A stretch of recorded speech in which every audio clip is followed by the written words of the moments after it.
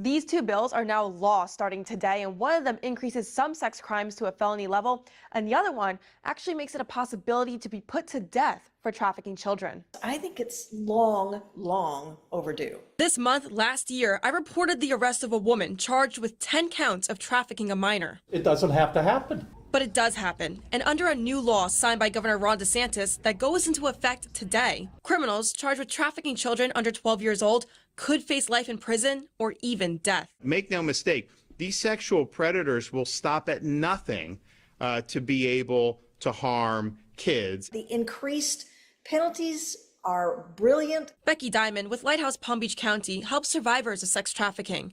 She says the majority of victims were first abused as children. Statistically, 85 to 90%. But it changes the glasses that they view life from. Diamond tells me the harsh crackdown on convicted predators is necessary, especially when it comes to enticing victims. And they're going, hey, would you like to get your hair done? Would you like to get your nails done? You know, do this for me. I can do something for you. They're so vulnerable. House Bill 777 targets those who try to lure children, raising the charge from a misdemeanor to a third-degree felony. What part of that would be a misdemeanor? It's like, how dumb is that? Plus, it eliminates certain defenses, such as ignorance of a child's age. Now, 3 other laws go into effect today to protect children as well, such as removing deepfakes from online, new registration requirements for pedophiles, and minimum mandatory prison terms.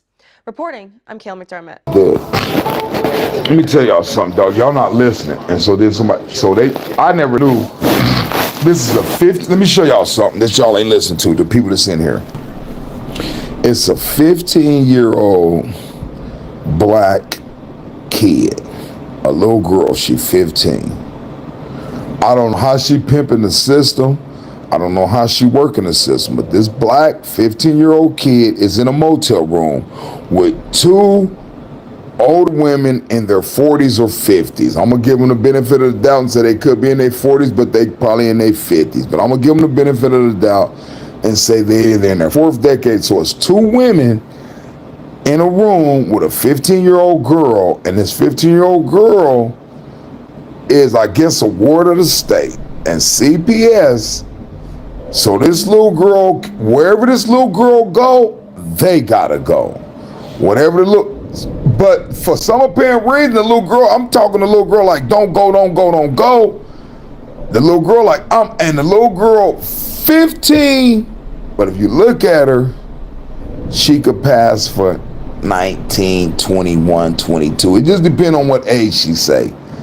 You don't think she 15 when you look at her. You're not looking at this kid that's 15 years old. I'm just making videos, and she see Bishop, and it's all on video, whatever been said, whatever been done, but it's good footage. Gonna make big money off of it because you got to pay attention. Some way, somehow, I got a lot of points, so sometimes I get free rooms at Wyndham. So I stay at top-notch hotels. I get points. I'm a member where I stay. I didn't know where I stay. Women work for the government, and they with a black kid that's 15 years old, and this black kid can do whatever the fuck she want at 15. She can leave. She can order food. I done seen Uber Eats because I go outside my room to smoke cigarettes. I don't smoke cigarettes in my room. So when I go outside my room to smoke cigarettes, I'm seeing shit, and I'm like, whoa. And I'm watching the motels get took down. I'm watching what they're doing in Denver. I've been in motels where it's nothing but motherfuckers that come from Mexico. Michoacan. They don't fuck with El Chapo. They fuck with some other motherfuckers. And since they fuck with some other motherfuckers, they like the bishop. Y'all stupid as fuck. So I've been there and done that. And y'all on some dumb shit. I'm trying to tell y'all shit, and y'all just sitting over here telling me, check this out. What about this? What about this? And I'm like, bro, this shit cartel in America. These motherfuckers it's a lot of motels where there ain't nothing but cartels in the motherfucker. Nigga, y'all got the whole United, y'all stupid if you on internet and don't know what the fuck going on.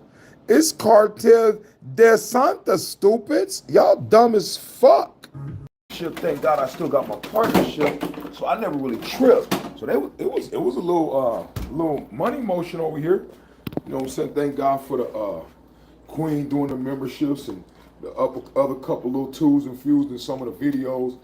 But then when they started this new